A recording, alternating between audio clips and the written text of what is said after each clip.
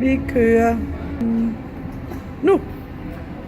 Enhedslisten er jo et parti, der går meget op i en økologisk omstilling eller en økologisk dagsorden i hele taget. Hvad er dine konkrete bud på det område?